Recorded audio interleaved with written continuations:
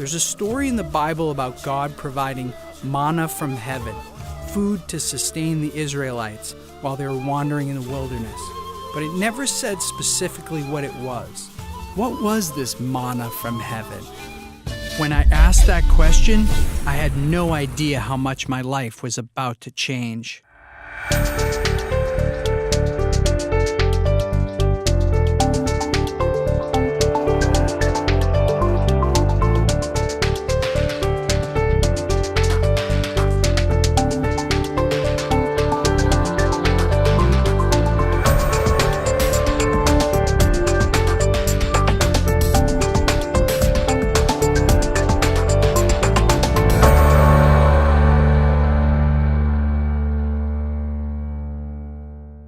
The first miracle that Jesus was reported to have done was turning water into wine at a wedding.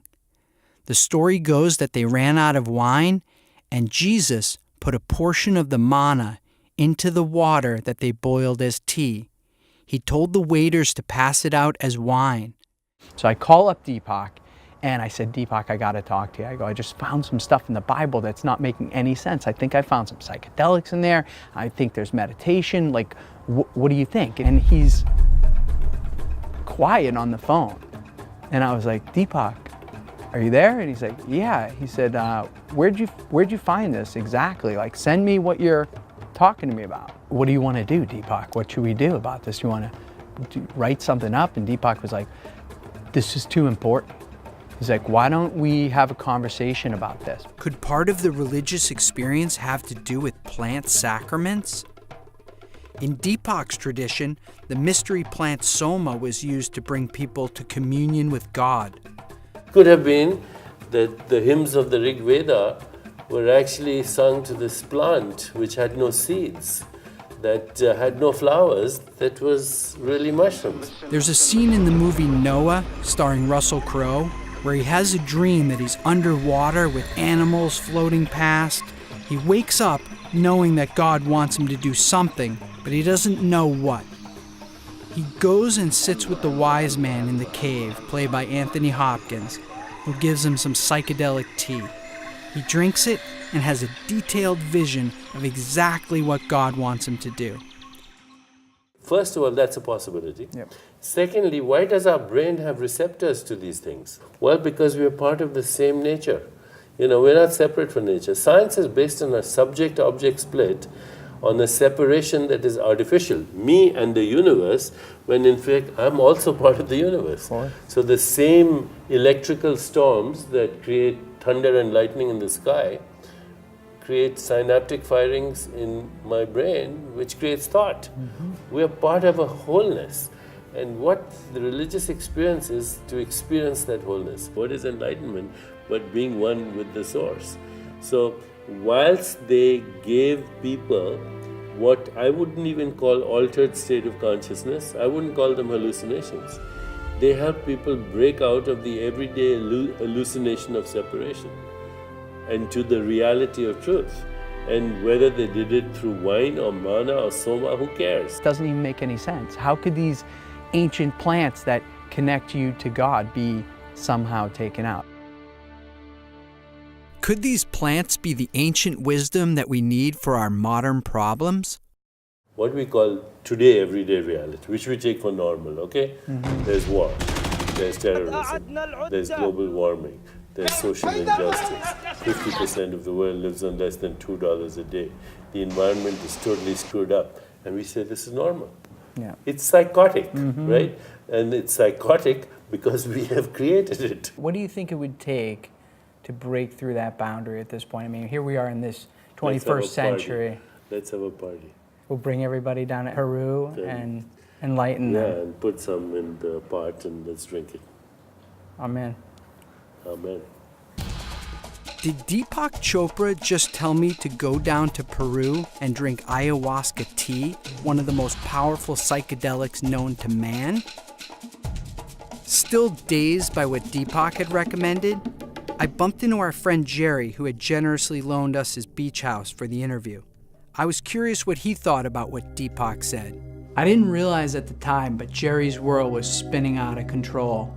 Despite having sold his company for almost $100 million, Jerry was abusing drugs, drinking a lot of alcohol, his family was in shambles, and he was basically trying to kill himself slowly. More than I realized, Deepak's words were really sinking in. At this point, you might be wondering who this zappy guy is. Let me tell you a little bit about myself. I'd done everything society told me to do. Go to school, get a job, make a bunch of money, fall in love, start a family. I was living the American dream. I bought beer.com for $80,000. A few months later, I sold it for $7 million. Here I am starring in my own Super Bowl ad. Life was becoming very surreal.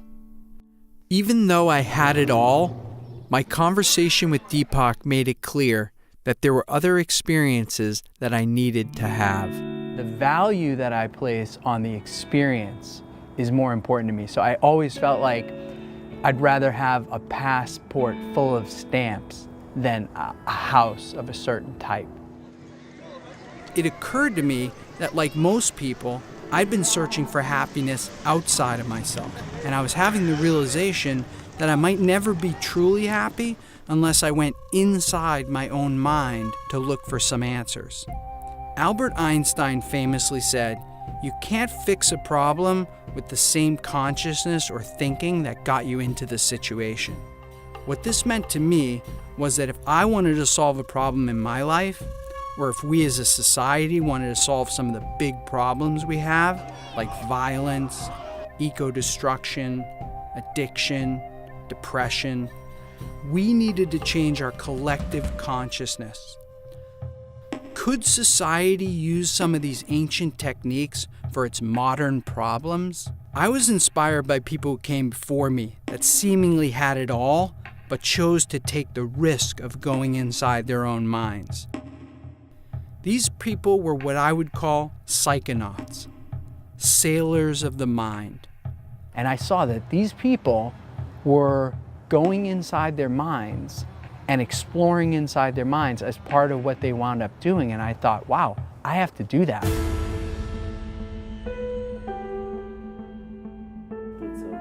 Put some in the pot and let's drink it. I figured before I got too extreme and sat with a shaman, I should go out and talk to some of Deepak's friends about our so-called reality. If you only identify with the realm of 3 dimensions, if you only identify with the realm of the body, if you only identify with the mortal circumstance and the mortal experience, then to that extent you are at the effect of those circumstances. Faith is standing on the conviction, standing on the knowledge and the conviction. There's something way bigger going on here. What we see is only a small portion of the total reality. See, we have 3 states: waking, dreaming, and sleeping. But beyond that, there is a state where it's neither of these 3. But there is a restful alertness that dawns deep within.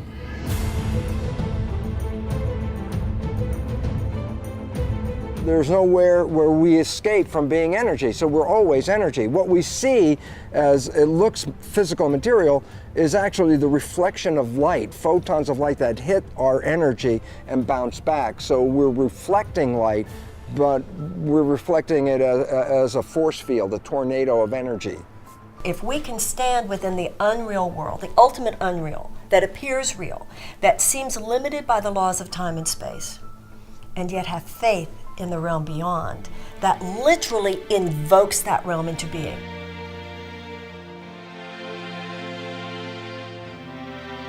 It seemed like what everyone was saying is reality's just a concept.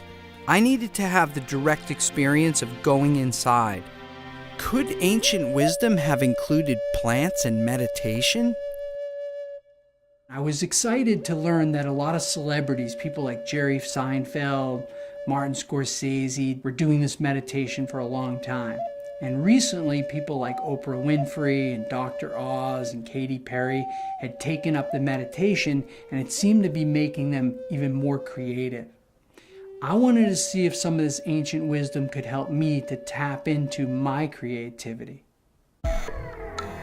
In the 1960s, a funny little man named Maharishi Mahesh Yogi came out of the Himalayas to the United States, and he wound up teaching his transcendental meditation technique to the Beatles, and the rest is history.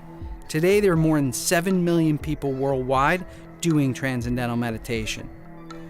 What I like about the TM technique is that there's no dogma attached to it.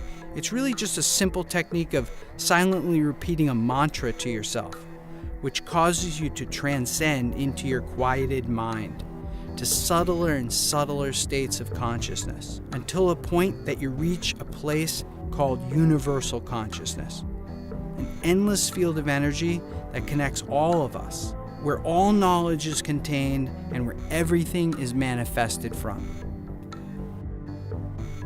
When the Maharishi passed away in 2007, he put John Hagelin in charge. As a quantum physicist and a meditator, he had successfully used quantum theory to support Maharishi's model of creative intelligence being at the center of all creation.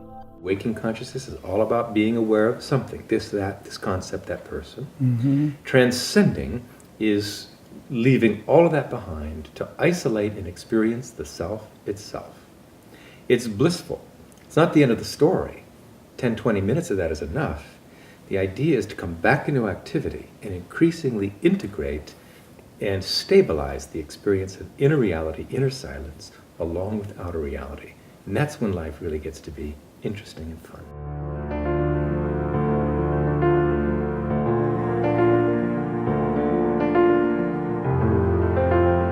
The mind has two aspects to it. It's the brain, this which is very concrete, you can measure it, you can touch it, but it's interacting with this field of consciousness.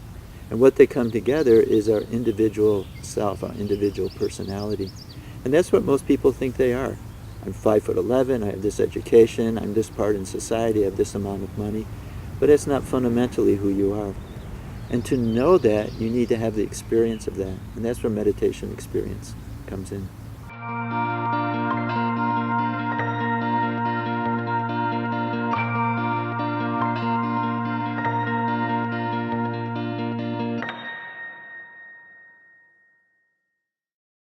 It was found that square root of 1% in some cities here and there, and it does create positivity in the atmosphere, in the tendencies of the people. What excited me about this was that if we wanted to change global consciousness, we only needed a critical mass of people tapped in.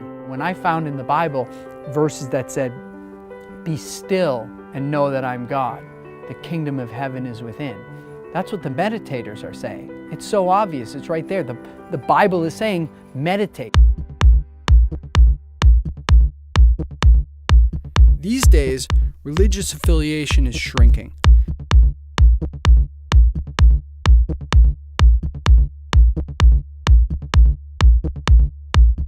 I needed to go speak to some of the religious leaders and top scholars of our time about whether meditation was once part of religion. When it comes to religious leaders, there's no one more high profile than Joel Osteen. I wanted to ask Joel what he thought the manna from heaven was. I've always thought that it was like bread, like a mushroom or something. That's what I heard. That's what I heard. Yeah. I'd like it if it was mushroom. It could sustain them and... Wow, I did not expect that. Bible descriptions from Moses and Jesus sound more like mushrooms than bread. In fact, every other miracle that Jesus is reported to have done was after they drank the mushroom tea. St. Mark's Basilica in Venice, Italy. Here's all the disciples, here's Jesus, and giant mushrooms behind him. Oh, very cool, yeah. So, got Jesus over here with these giant mushrooms behind him, painted. Jesus with the giant mushrooms behind him.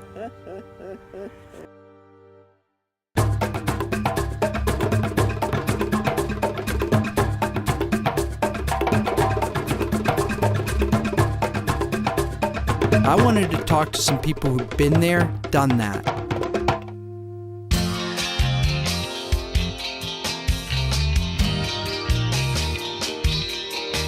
I've probably had as much psychedelics as anyone alive. When you fall away for a minute, something happens. That's actually the beginning. And now you have to relearn the world just like you were a baby. What I found makes ayahuasca very special, number one, is it's the only mind-altering substance that needs more than one substance. And the other fact that's interesting is that both of these substances, the MAO, which is harmaline or tetrahydroharmalol, or the DMT, both of these substances are produced in every mammalian nervous system. So there are substances that our body produces. Filmmaker Foster Gamble's documentary Thrive shattered many of the myths that we've been presented by regular society that keep us slaves to our so-called reality. So it seems to be a natural inclination to alter our consciousness somewhat. And I think one of the reasons for that is when we alter our consciousness, we can see our daily consciousness in a new way. And it shifts, tends to raise and expand our daily consciousness. And to me, that's the point. And if we can use substances, whether it's broccoli or ayahuasca or C-sharp major, to give us a glimpse of what's possible for human beings, and specifically, what's next for me? What am I ready for? When my consciousness separated from my body, it changed the paradigm entirely. I realized, aha, there's something more than this meat vehicle that we have. And that one realization set me off writing all night furiously until the dawn, and it just reevaluated my whole philosophy. And from that point on, I've been on a journey of experiential spirituality, finding the answers myself, and the plants have been the greatest teachers in that quest. Many times there's a huge benefit with one experience because it really gets to the core of what's been happening. So it's almost like 10 years of therapy in 7 hours. Kundalini yoga icon Gurmukh teaches many celebrities how to journey inside using the Kundalini technique. She had her own experience with mind-altering energies. I do not regret anything I've ever done. People say, I did drugs. I said, well, so what? It got you here. Forget it. I've met other people that I wish they had because I feel they can't go through the barrier. They can't go into that sixth dimension. However you want to look at it, it's going to be the unknown, and you have a choice, fear or faith. Faith that you're going to come out all right, that the lessons are going to be valuable, and that the medicine will guide you, or fear that something else is going to happen. It's going to be the unknown either way, so might as well choose faith. There are times in life where through different means, and God works in mysterious ways, we're shown the mountaintop. It's like through grace. It's like the hand of God lifts us up and just shows us the mountain. I owe a definite debt of gratitude to my experience with various substances. I can't endorse it unless you're at a certain space, in a certain environment, with certain true healers, because it can run havoc, just like LSD did. They are powerful, transformational tools and have to be respected. And if you approach them with enough humility and respect, I tend to believe you'll be fine with them. People are afraid that when they go down there and do these medicines, they're going to lose the things that they love the most about themselves. And that's just this common fear. You get someone who loves their career, and like, what if I go down and tells me I want to be a yoga instructor? I'm like, it's not going to do that, man. And if it does, you're going to be even happier about the fact that it did. There's an opportunity to use psychotropic drugs, which will open up that mind and show you, my God, who you really are. I'm fascinated by it. I'm interested in it. I believe it will have real utility somewhere. It's too soon for me as somebody that's trained to, a certain way. Do no harm, help, really be clear about what you're doing. We're not clear yet. Whatever it takes, whether you do the drug or whether you do the meditation exercises or whatever way, I don't really care. There's no doubt in my mind that the first indication, the first formal use for hallucinogens will be at end of life. Because it's clear what I'm reading and seeing in the research is that it improves our ability to be connected with something and feel okay about the dying process. And God knows we need help with that in this country. The traditional psychological model or the traditional medical model, it usually takes years and years and years of therapy and years of intervention and working with a team of experts to get even just a little progress in someone's life. What I've seen, and the analogy I give, is it's 10 to 20 years of psychotherapy, often in 1 to 2 plant medicine sessions. There is a relationship to plant medicine when it is entered through the door of the traditions that brings people more to a sacred recognition of their life, their path. I think the word drug has a lot of negative connotations. I can't think of, maybe if some drug actually cures someone, it's medicine. See, I haven't heard of people going off the rails. I've seen people go off the rails. Before I took the final leap, I needed to hear it from a psychedelic badass.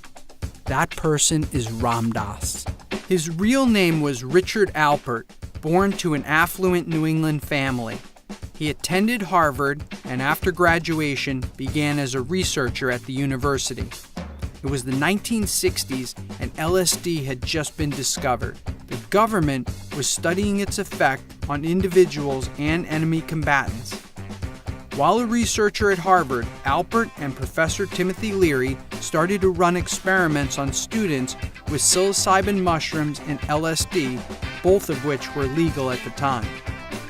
The results were nothing short of miraculous. Users were reporting that they were having life-changing experiences, including a study that showed that 60% of alcoholics that were given 1 dose of psilocybin mushrooms in the right set and setting were never alcoholics again.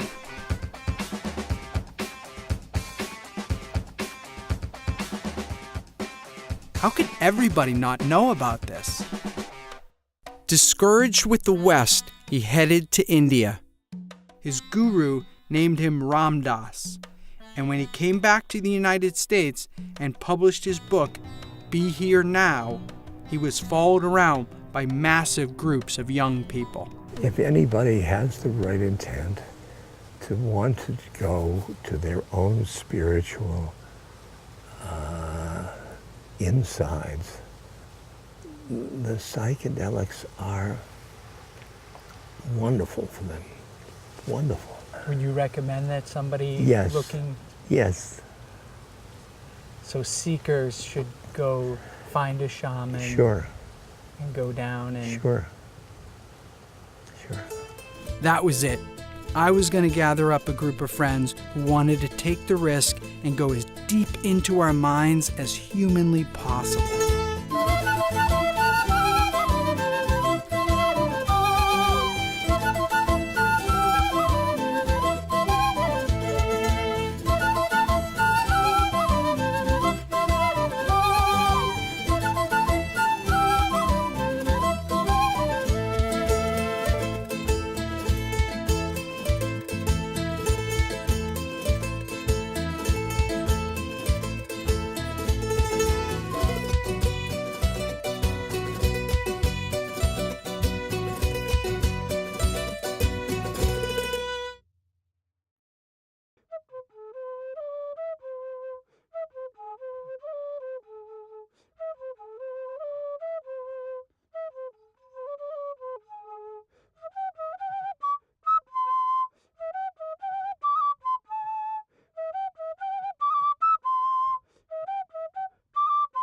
Things should just seem to be falling in place, It feels like it's guided, it feels like it's meant to be. So for me, I'm just letting it go, I just assume every miracle that is going to happen is about to happen, and I should just kind of enjoy it and let it happen.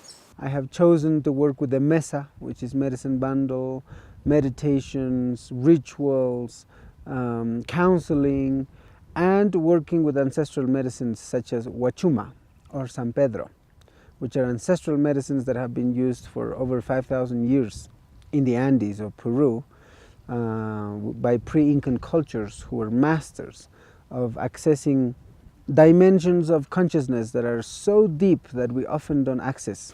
I feel like it doesn't matter where in the world you go, it's like you'll always find, your kind. And when it comes to spirituality, I respect anything that, or anyone who kind of walks respecting the planet, loving nature, and opening their heart to, the universe and love itself. As long as that's the main priority behind your religion or your, ceremonial spiritual belief, then, I'm down with you. I've got a few intents. Some are very personal, which I'm going to try and bring back to my family and loved ones. And try and take some of that knowledge or the glimpse of the other dimensions that are out there, which I've been trying to do kind of in artificial ways. I mean, sometimes with my own artwork and my creativity, but in other ways with less natural things. And sometimes that's an anesthetic for pain or just your day-to-day life that gets you down. But yeah, this is something that's been calling me for a while to come and do this, but it hasn't been the right moment in my life, and so it all seemed to just fall into place naturally. I'm here to have sort of like a rebirth, to tap into a place that I've never gone. So I don't know where that is. I don't know what that is, but hopefully it's a good thing, and I'll be able to get through it. When you drink the medicine, 50% of the medicine's responsibility is to do all the healing, all the cleansing, all the awakening, all the clearing, all the harmonizing that it needs to do. But the other 50% of taking it further, of taking it deeper, is always yours. Part of my work in this is to make the most gentle transition possible from being very sleepy to being fully awake. Really looking forward to tapping into some of those guys' stuff upstairs.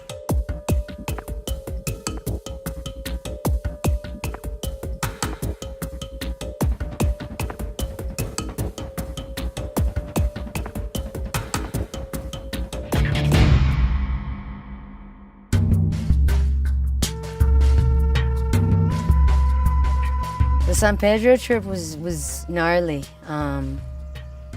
It was really insane because Freddie Puma, the shaman that introduced us to the catalyst to a spiritual journey, which was the San Pedro, the drink. He so in tune, that guy. And I recalled, being at the top of the mountain, at this plateau where we all, we're just so tired from this massive, high altitude trek, and we're finally, getting some air, and you're looking off at these amazing clouds that are flying right at you, and you're at the precipice of this mountaintop, and you see hundreds of feet below you, and I got this enormous sorrow that I was just overwhelmed with.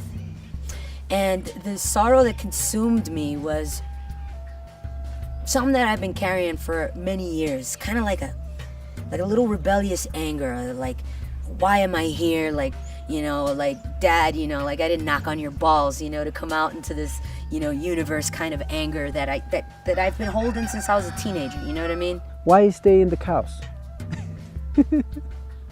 Why suffer? Why struggle? When you can liberate all of that and be of higher service while being gentle on yourself. I know that you need your ups and downs so that you can be human and enjoy life and transition, because it's part of the beauty of existence is to be sad and enjoy happiness. You need to know both sides. But this overwhelming sadness wasn't mine. It didn't belong to me. Ever since I was a little kid, it didn't belong to me. It's not mine. I'm a passenger, like Iggy Pop says, you know what I mean? I'm here to ride this, and in a respectful way, respect everything that I come across, and, walk my path with love, and, say goodbye after my journey's done. And he came out, and I felt this warm energy behind me, and there he was, while I was on the rock, overlooking the clouds that are flying towards me. I was just crying, And he touched my shoulder and he said, "It's not yours, let it go.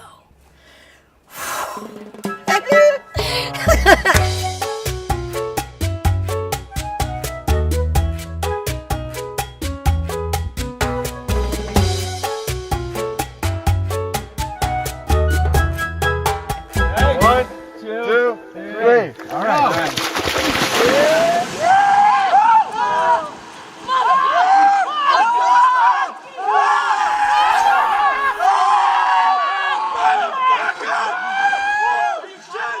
If my trip ended today, I've had, 20 years of heavy pain lifted off of my shoulders, and I'd be a happy camper without doing the ayahuasca. So, I'm feeling really, really, really, really light on my feet, happy, appreciative, and receptive. Very feminine, I'm such a tomboy. It's kind of about time I step into my femininity. My full intent coming down here, my macro intent was to try to share with everybody in the world, for that matter, the fact that there's different ways to see reality, and that we sort of in this moment of chaos need to take a step back, everybody, and just try to see things a little differently. The only way that you're supposed to fulfill your role is by being yourself. That is the heightened you. You attract more love and you attract more energy. One of my intents and one of the things I asked for was to face my fears. And I realized that, no, I don't need to face my fears. My fears are not going to go away. First, I have to accept myself with my fears. Each person have a pattern, and that pattern is 50% woven by the person and 50% by the divine. Ayahuasca is capable of changing that whole pattern.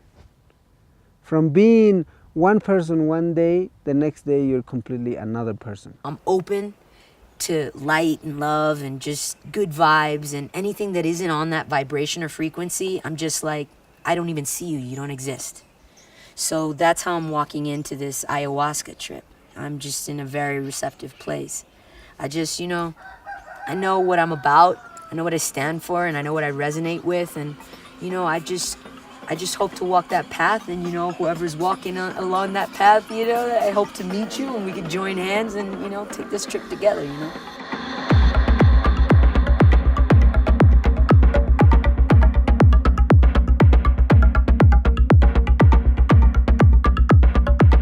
Happened for me in my ayahuasca experience when I was sitting there and I realized that I had just died.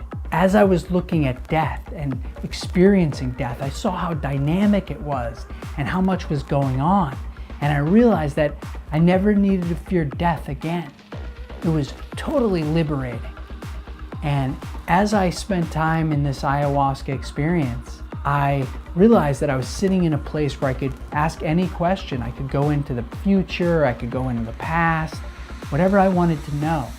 So I'm gonna ask a big question. So I decided to ask, why do bad things happen? And immediately upon asking that, I was ripped out into the edge of space. Back to where when you're a kid, you go, yeah, but what's past space? And people go, oh, more space. And what's past that? More space. I was out there on the edge looking at everything in the universe basically contained, like God would look at it. And as I'm looking at it, Spirit said to me, you see that? It's totally balanced. It's perfect. And I looked at it and I was like, wow, that's true. It's totally balanced. It's perfect. If something happens over here, it'll just be made up over here. And as soon as I had that realization, I was sucked right back in. I was sitting in the room again. And as I was coming out, I just started to laugh. I was laughing and I realized that I had just gotten the entire human cosmic joke. Here we are with God, the man with the white beard, and Buddha and Muhammad and Jesus, all these men. And I was with God, and it was a woman. That has stuck with me every day since my ayahuasca experience.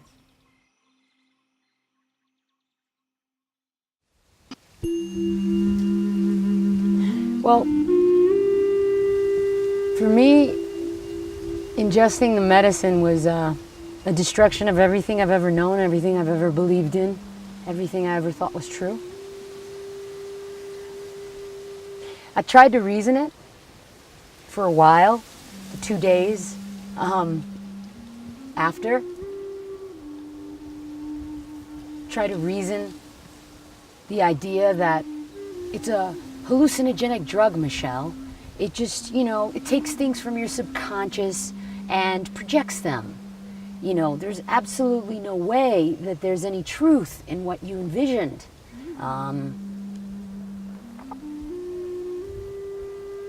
That it's just a trip. You read tons of books on alchemy, you have tons of, information about symbolism and religion deep embedded into your brain since you're a little kid. But I know in my heart of hearts, it's not true. And that everything that I have ever known could quite probably be bullshit. And it makes me happy. I felt a peace and calm that I've never experienced in my life. An overwhelming feeling that I could relax instead of constantly macheting my way through life with my urban armour on. It just stripped everything away and put me in contact with something that was a benevolent higher power, is the only way I can really describe it. It's such a hard time in the middle of it. I know, like a surgeon, and I felt my wounds, my wounds just opened up, and I was feeling the pain, and that like I grew up, and I was able to love myself a little bit more.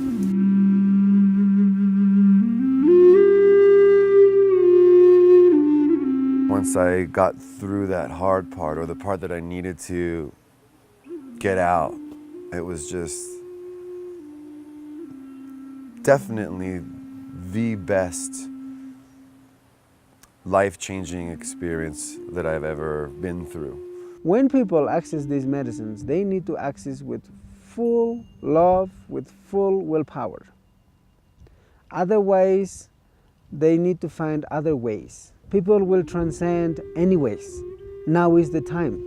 And these medicines are major assistants, major helpers, major masters, assisting this process of transition for humanity from one level of consciousness to a higher level of consciousness. I've lost a lot of anger, a lot of hatred, and a lot of, you know what, if you're an asshole, be an asshole. It's your fate. You know what I mean? Like, I'm easy now. Like, I'm not angry anymore at all the mean people in the world, Because I accept that they're part of it, and it's all good, you know what I mean? It's not my walk, but, do your thing, and I respect your path. But don't come near me with your evil energy, because I'll knock you the fuck out.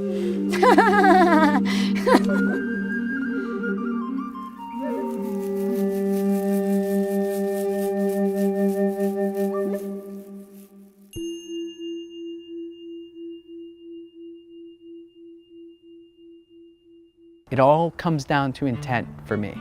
If your intent is right, it's going to work, it's going to be better than you thought, and you're going to have a lot less chaos. It seemed to me that nature recognizes that people are highly stressed and that people need healing medicines for the problems of addiction and depression.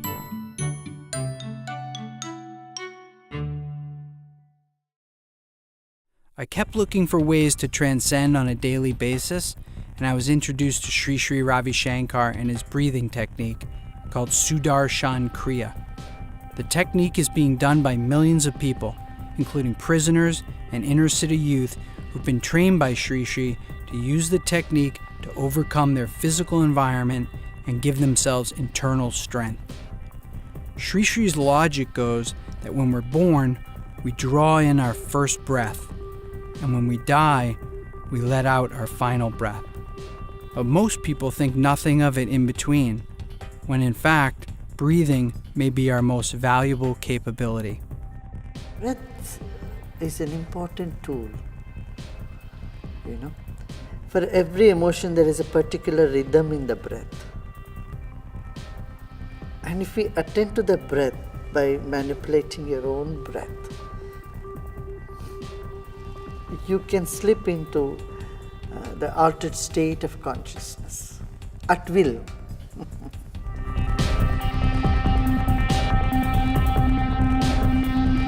I learned the Kriya breathing, which blew my mind. The fact that I was able to put myself into a psychedelic state with just my breath. Lightning bolts were shooting out of my hands and feet. Time stood still.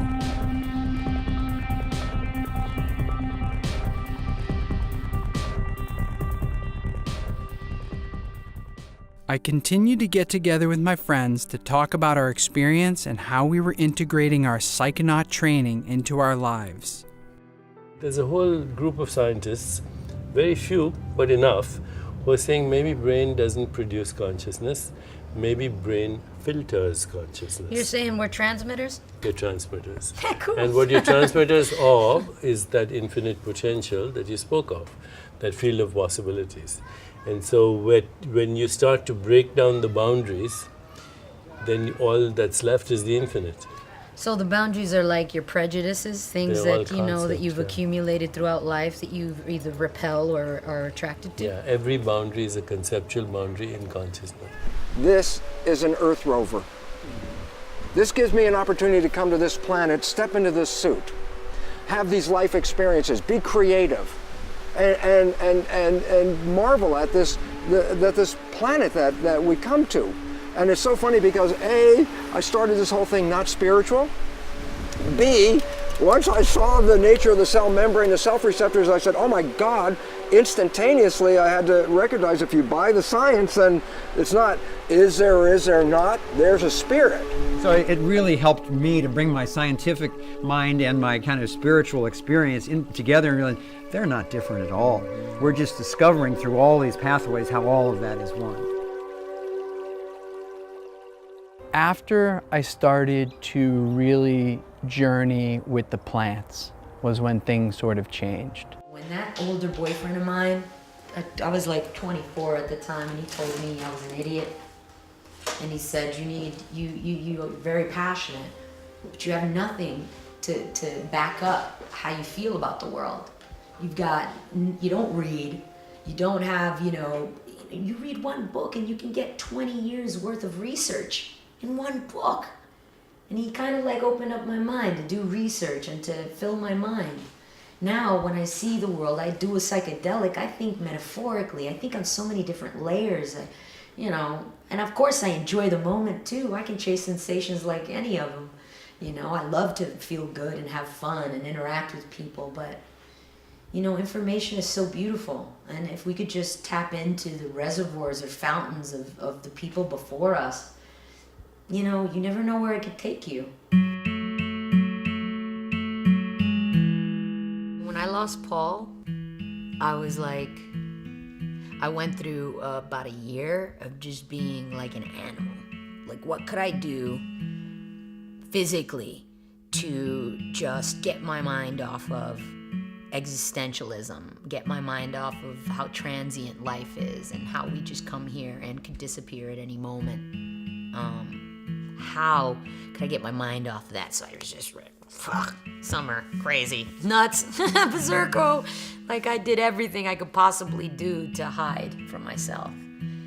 And I'll tell you that my ayahuasca trip made me sad that he left me here.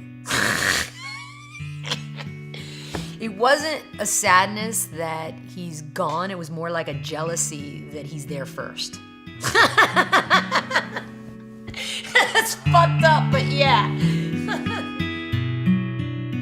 I think it was affirmed to me in the ayahuasca experience and some other trips I've had in my life, where what was happening is when I took the medicine or I meditated and I went inside, that I was taking filters off is what was happening. So all this bullshit. Reticular activation system. It's like doors of perception. When he popped it, Yeah. he felt like that filtration mechanism that we create by the age of 7 was just lifted off. You know how like you receive so much information in your visual cortex, but your brain only accepts a certain amount so that you're not overwhelmed? Right. That's your reticular activation system deciding according to your wants, likes, and fight or flight, deciding what information you're going to take in.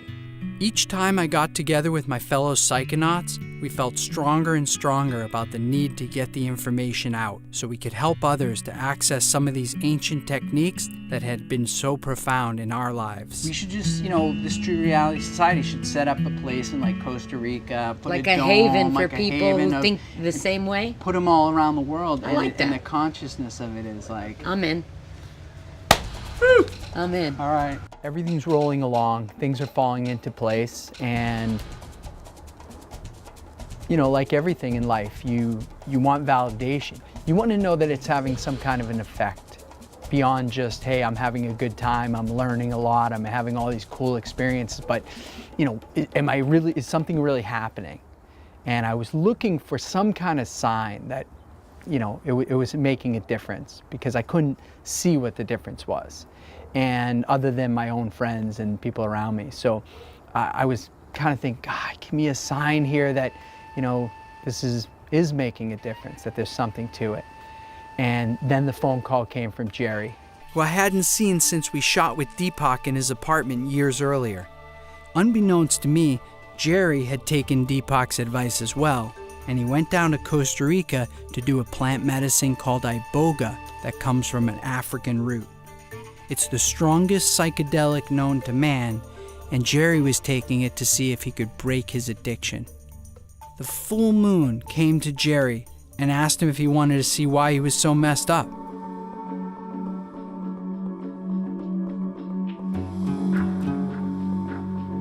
Because of my life, I had like addiction issues, tons of women issues, ego issues out the gazoo, smoking, drinking, you name it, I was a fan, right?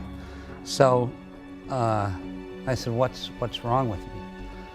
And so what happened then is that my body went to a house that I hadn't seen in 48 years. It was my grandfather's house in Scranton, Pennsylvania.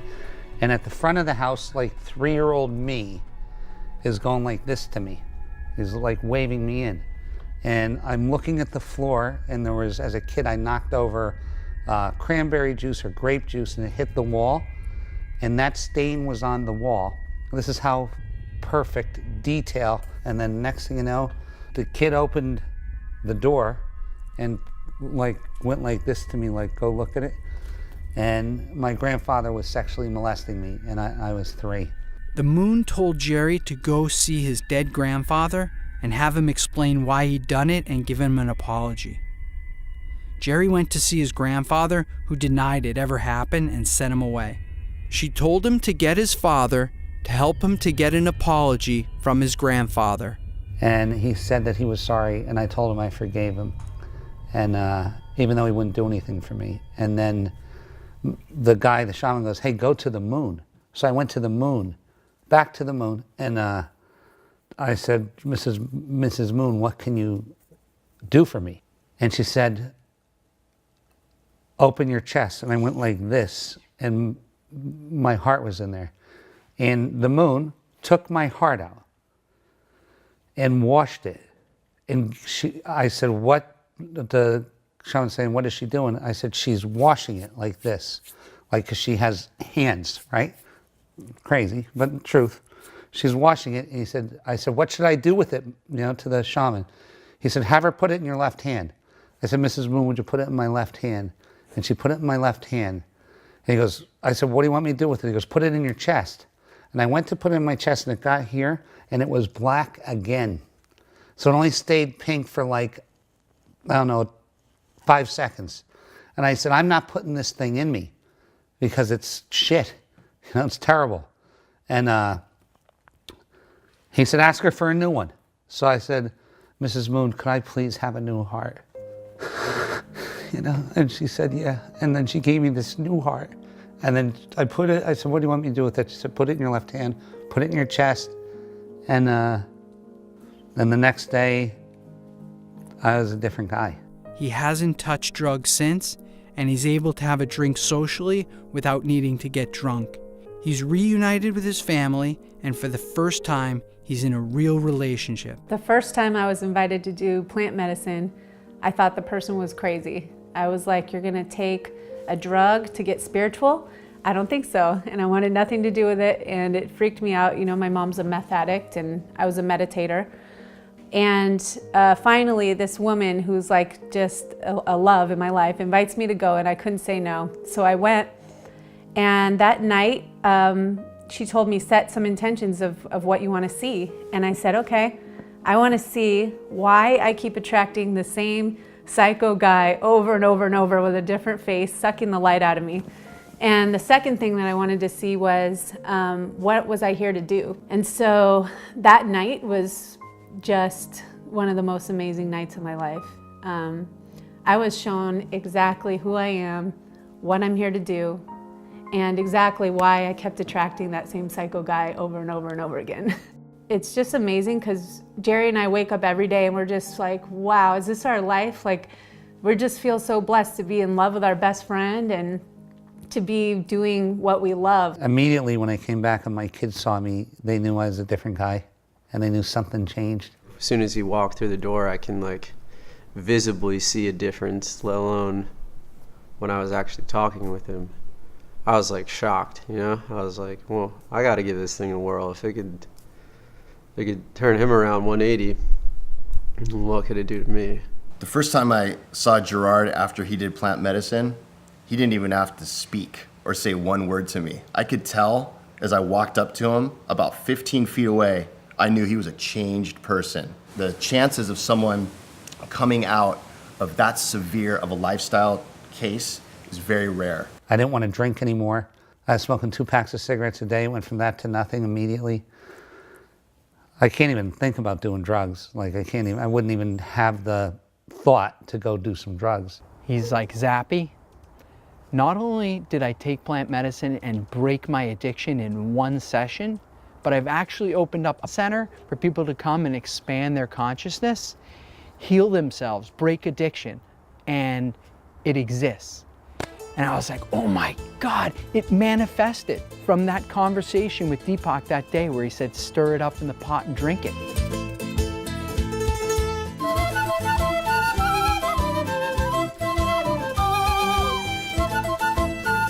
The moon told me, and this sounds so ridiculously crazy, but told me to go buy a center and to make it a plant-based center. Told me what building to buy, told me what to pay for it, told me how to treat my girlfriend, told me how to treat my children, told me that everything would be okay. His place is called Rhythmia. And where is it? Should set up a place in like Costa Rica. This was the miracle I needed. This place had manifested out of that single conversation and the desire to help people break the wiring. The first ever clinic where people can go to expand their consciousness and heal themselves. While you're at Rhythmia, you can receive counseling and spiritual development, including a program developed specifically for Rhythmia by Reverend Michael Beckwith called The Answer is You. It's a consciousness expanding program that allows people to, one, take 100% responsibility for their own life, come out of the shame and blame game, blaming others. 2, it moves you through a period of forgiving yourself and forgiving all others so as you can be clean inside. 3, you begin to embrace the vibration of intentionality, having an intention or a direction of how you want your life to be. You have to choose this. If we don't choose it, then the undertow of the human society is choosing for you. Going to a place like, what's being created at Rhythmia is a place where you can literally just come back to life's rhythm. The miracle that you're going to get is that you're going to get the real truth. And the truth is that that we are all of us, connected from the same thing. And that love is the thing that holds us all together. And when you get to that truth, that's the whole thing that you've been running from your whole life, is that one truth. And then you come and you come to a place like this and you get to see that that's the truth. Then there's the miracle. And then you can walk away and go, you know what? You know, I lost everything this weekend or this week, but I gained my life. And what more could you ask for in a vacation?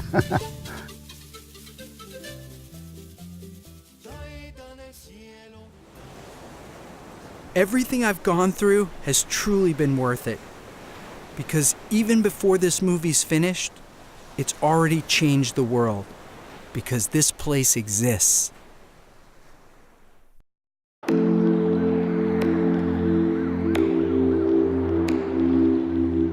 Every act that comes from purpose is supported by nature and has the potential to change things in ways you could have never dreamed of.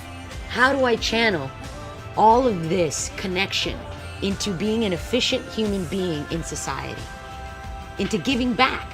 Because for me, love is everything. But you have to almost have a way to re-enter the ayahuasca experience almost on a daily basis to stay tapped into it. And that has to be through meditation or through something that will deliver you back there, if only for a moment.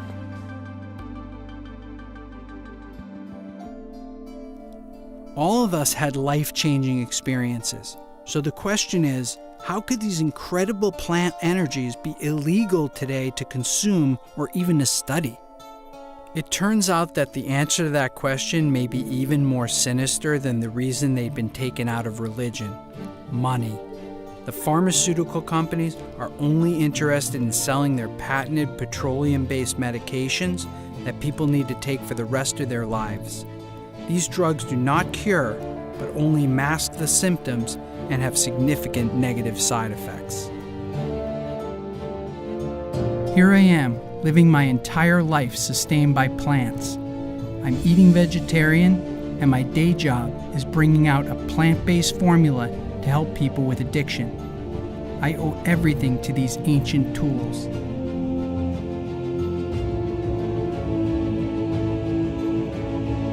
Plant medicine, meditation, breathing.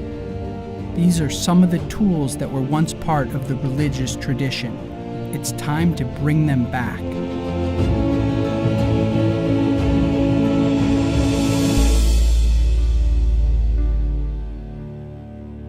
We started the True Reality Society to create a peace army to counteract mass violence in the world and to bring together people who believe in the importance of going inside their minds.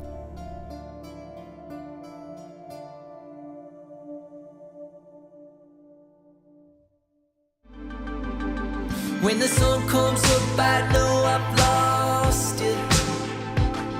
To the spirits that live beyond us. But every time I sleep, I'm back in your arms and we've just begun.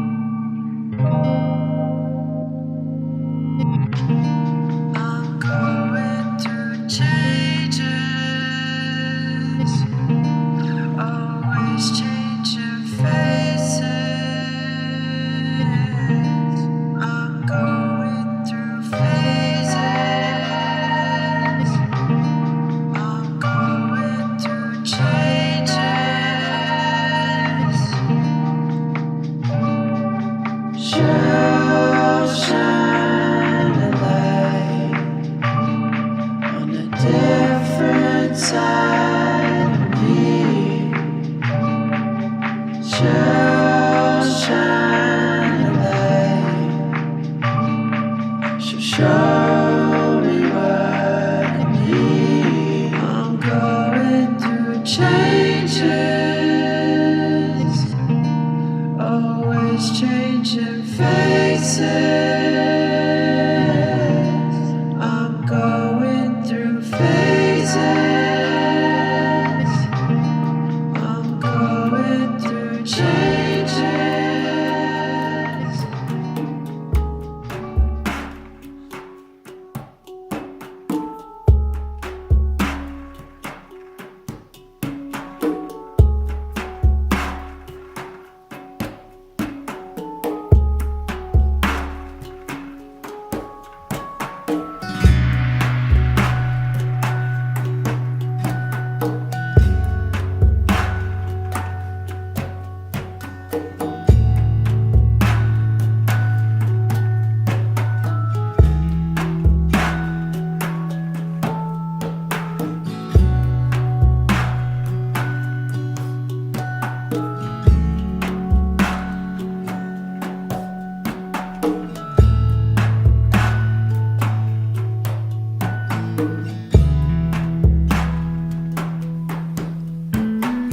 Om Shri Mahalakshmi Namaha.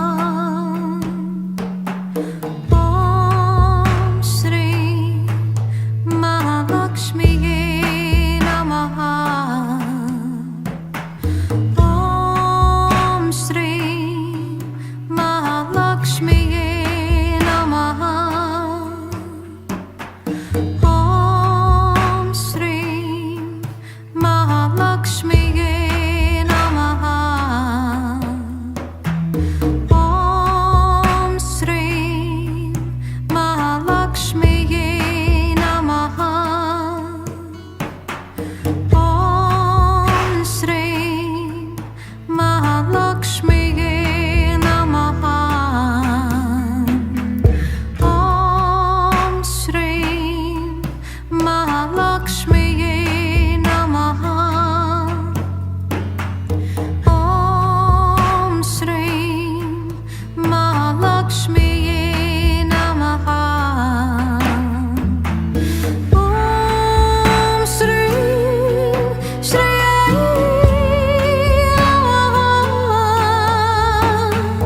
Om Shri Shri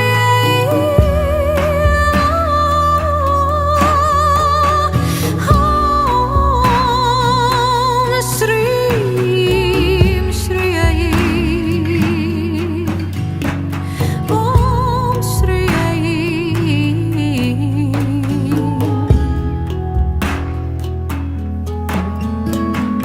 Om Shri Mahalakshmi Namaha.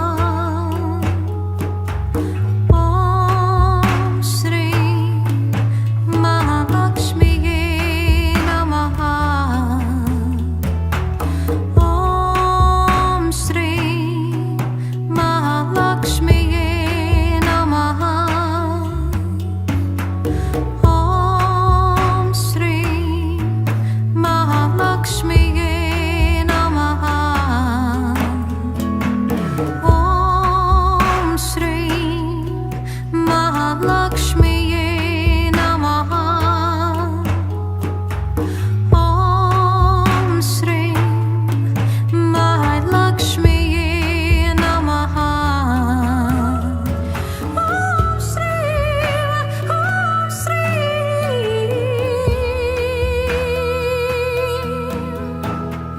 Om Shri Mahalakshmi Namaha. Om Shri Mahalakshmi Namaha.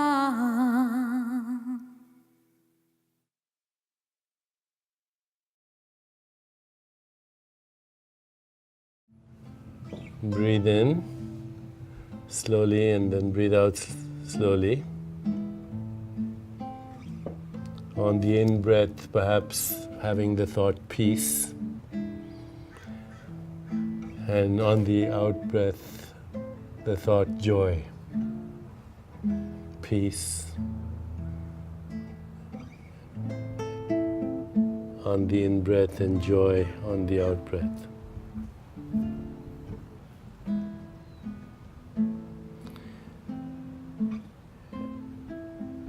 And bring your awareness into your heart now. And remember a great experience of love.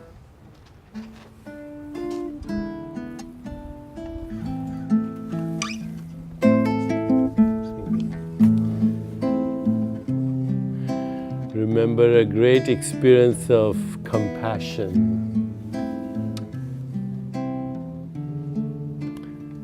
A great experience of joy.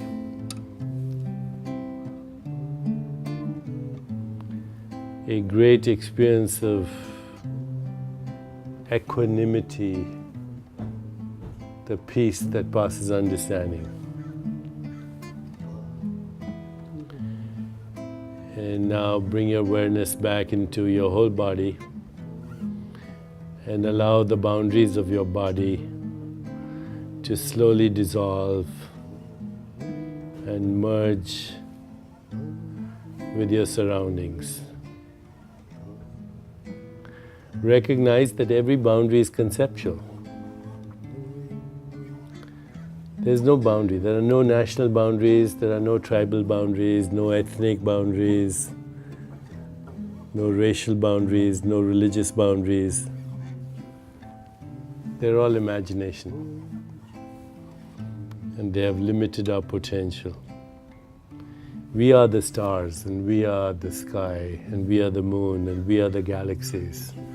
We are the cosmic horizon, we are the Big Bang, we are the laws of nature, we are Planck scale space-time geometry where everything dissolves into all possibilities, where Platonic values like truth, goodness, beauty, harmony, evolution are embedded as the essential raw material of the universe, where there is mathematical truth but also musical truth, where there is the poetry of the universe and the dance of the universe, and we are that dance. The Sufi poet Rumi says, look at these worlds spinning out of nothingness, this is within your power.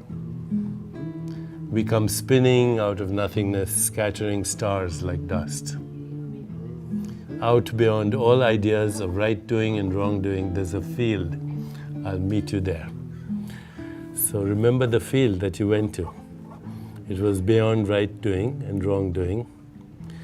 It was the field from where we come and which we long for. I'll let Roberto finish his Peruvian shamanic song.